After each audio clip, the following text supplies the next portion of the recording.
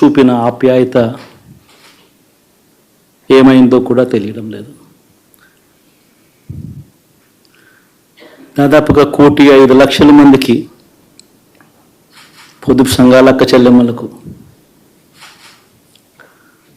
మంచి జరిగిస్తూ వారి కష్టాలనే మా కష్టాలుగా భావిస్తూ